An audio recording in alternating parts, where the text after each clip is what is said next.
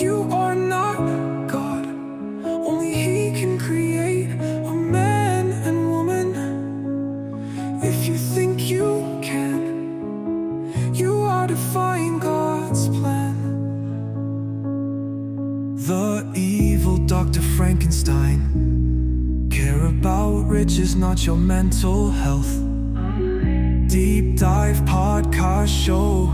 Let's dive in. Amen. In the heart of this nation, under skies so blue, there's a spirit that's stirring, values strong and true. Truth bomb, come on. From the mountains to the prairies, from the cities to the sea, we stand for liberty, for faith and family.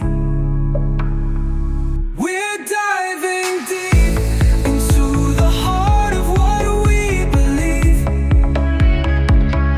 Yeah. Imagine, right? You get this call from your kid's nursery. Oh, God. And they're like, yeah, we had to suspend them. And you're thinking, okay, for what? Did they bite someone? What's going on? And they say, well, for transphobia. I mean, welcome to the deep dive, everybody. We take these crazy headlines, things that just kind of make you do a double take, and we figure out what is actually going on. So today we're looking at this newly revealed data about really, really young children, like toddlers, getting suspended for allegedly transphobic behavior. And I mean, that is certainly a headline, Yeah. right? It's like that's exactly what we're doing today. We're looking at this data that's come out from the Department for Education, the DFE, over in the UK. And this has been highlighted by LBC and the Telegraph, a couple of news outlets over there. And, we're going to try to move beyond that initial shock and really try to understand what's going on here. What are these numbers telling us? What are the different perspectives? I mean, this sounds crazy on the surface, so let's just get into it. Okay, so let's just start with the detail that really jumps out, right? The DFE data, it's from the 2022-23 academic year, says that a toddler, like we're talking 3 or 4 years old, was suspended from a state school nursery. And the reason given is abuse against sexual orientation and gender identity. You really have to stop and think about, what does that even look like with a child that young? Yeah, I mean, it brings up a lot of questions. Yeah. And it's one thing that we have, like a particularly striking case of like a toddler being suspended, but the data shows a bigger picture here. In that same year, 94 kids in state primary schools were suspended or permanently excluded for transphobia and homophobia. And when you break down the ages, 10 of these pupils were in year 1, which means they're around 6 years old. And then 3 were in year 2, so no older than 7. So it really shows you that we're not just talking about like older kids. These are very young children who are getting caught up in these disciplinary actions. Yeah, I mean, it's no surprise that this has caused a pretty big reaction. And Helen Joyce, who's the director of advocacy at Sex Matters, she didn't hold back. She said, quote, "Every once in a while, the extremes of gender ideology throw up a story that seems too crazy to believe, and a toddler being suspended from nursery for so-called transphobia or homophobia is one such example. Worse still, this is not an isolated case. Apparently, 13, 4, and 5-year-olds were suspended or permanently excluded from school for the same reason." Wow. Yeah, I mean, her reaction really cuts to the heart of this concern about how do we apply these adult concepts, these complex social ideas, to the behavior of little kids. Right? It's interesting to think about, what does a 3-year-old, a 4-year-old even understand about sexual orientation or gender identity? It's just fascinating. And she goes on. She argues that teachers and school leaders are, quote, projecting adult concepts and beliefs onto these kids and prioritizing activist demands over their charges' well-being. And she calls the disruption to their early education, quote, unforgivable. It's a perspective that sees this as a fundamental mismatch, what adults are thinking versus what children are actually experiencing and understanding. It really makes you think, doesn't it? When we say a 3 or 4-year-old is being transphobic, what does that even mean? What actions are we talking about? Are they deliberately understanding gender identity and being prejudiced, or is it something else entirely at that age? And the data shows this isn't a one-off thing. The number of primary school kids suspended or expelled for homophobic or transphobic behavior actually went up. It increased from 164 in the 2021-22 school year to 178 in 2022-23. So it seems like this is actually a trend that's going up. And we even have a breakdown by region for that most recent year. Essex reported 16 cases, Birmingham had 15, Bradford had 11, and Norfolk had 8. But it's important to note that this kind of data collection only started in the 2020-21 academic year. So we're dealing with a relatively new kind of data point here. Yeah, I mean, it's the fact that they're even tracking this now, it suggests that there is this like growing awareness or concern around these issues within schools. And Lord Young, who's the director of the Free Speech Union, he also had a pretty strong reaction. He said, quote, "It beggars belief that schools are suspending children as young as 5 for breaching their transphobia policy. I would have thought that if your ideology is so rigid it justifies you punishing toddlers for not complying with it, that's a powerful argument for discarding it in favor of something less dogmatic." Pretty strong words there. Yeah, again, we see that, like, that question, right? Is it right to discipline kids this young in this way? And it really, like, highlights this tension at the core of this whole issue. We want inclusive schools. We want everyone to feel safe and respected, and that needs to start young, right?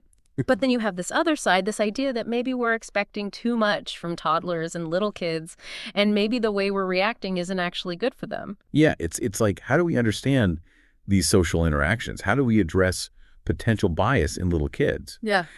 Something that might seem like a really big deal to an adult could be totally different for a kid who's still learning about the world and who people are. Right, sure. And it's also important to hear what the official word is on this. The DFE, they had a spokesperson who said, and this is a quote, "All pupils and staff should feel safe and protected at school and should never face violence or abuse. The Education Secretary has been clear that she expects school leaders to enforce good behavior, and we are committed to a comprehensive program of behavior support for schools. Our plan for change sets out our relentless focus on making sure every child gets the best life chances, no matter their background, including establishing free breakfast clubs in every primary school, providing access to mental health support, and making attendance one of the 4 core priorities of our school improvement team." So that statement, it really underlines how important it is to the DFE that they create this safe, inclusive space for all students. But it doesn't really speak directly to this specific concern about suspending really, really young kids. It kind of talks about this broader approach to behavior and safety in schools in general. Okay, so let's try to put this all together. We have this data showing that very young kids are being suspended for alleged transphobia. We have these pretty strong reactions questioning whether that's even appropriate to do to a toddler.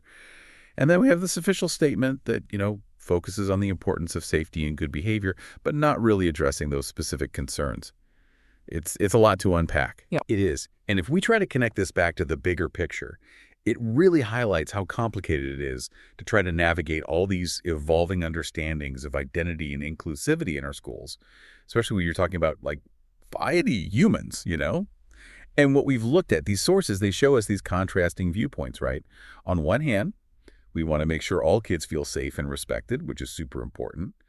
But then on the other hand, there's this question of whether we're doing it the right way, whether it's developmentally appropriate for these little ones, and are we potentially causing harm in the process? Totally. So just to recap, we've looked at that specific case with the toddler and then the broader statistics about primary school kids.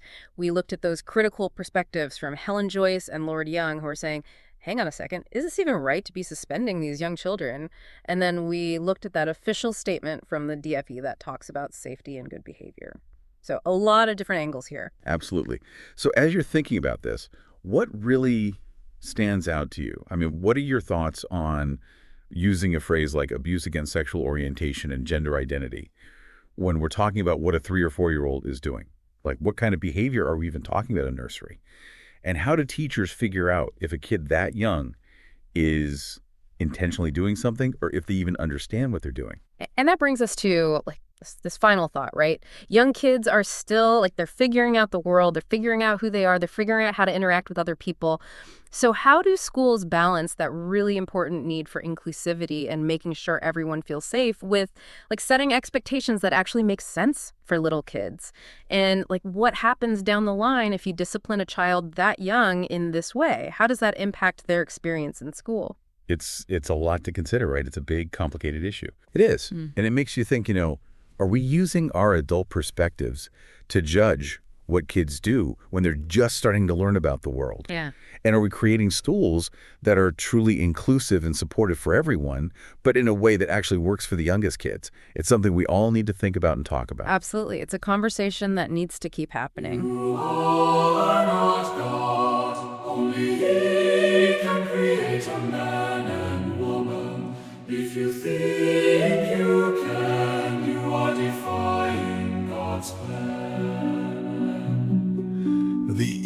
Dr. Frankenstein. Care about riches, not your mental health. Deep Dive podcast show, let's dive in.